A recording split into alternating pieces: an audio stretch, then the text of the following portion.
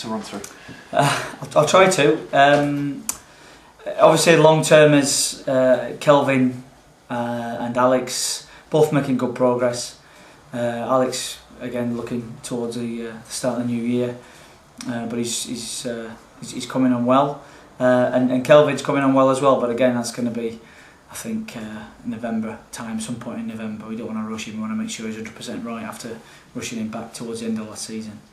Clive Platt, we think, is going to be 2 to 3 weeks.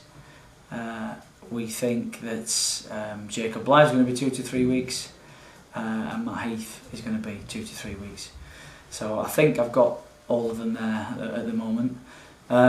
Lewis Hornby is again, that's an ongoing thing because it's a congenital thing that we need to just be 100% sure on. So he's going to get a second opinion on where he's at, just so we can be 100% sure about what we're doing with him.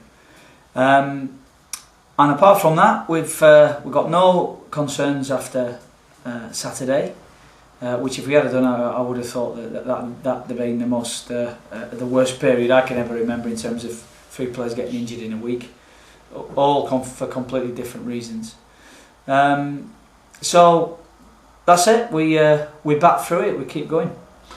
Jacob Blythe's on loan from Leicester. Is there a suggestion that you might be able to send him back to Leicester and then bring him back, or is this just going to eat into his loan spell? Well, there is a suggestion we can do that.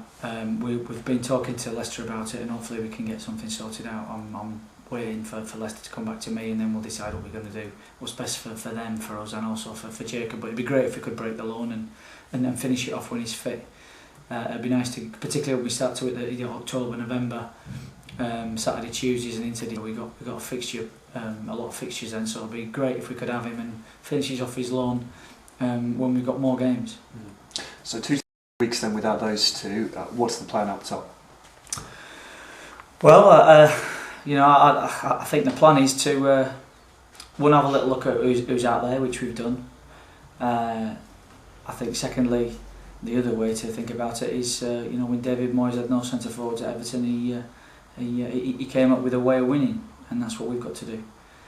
We've got to get the best out of the players available. I think that the longer the season goes on and the longer we can keep players fit and the more settled team we can get, the stronger the team's going to be. And we're just having a very, very difficult period at the moment, and it's just one of those awful positions where you don't really want it, but it's necessary for you as an individual and for a team and a club to be stronger. But I think because of the massive amount of changeover of players over a period of time, all done strategically, because that's what I wanted to happen. Now is a period of stability. That would be nice to get a settled team, to get some rack some points up on the board, and to get going again. I was really pleased with Saturday. Despite probably playing better against Exeter and Torquay and playing some fantastic football and creating lots of chances, we lost those 2 games 2-1.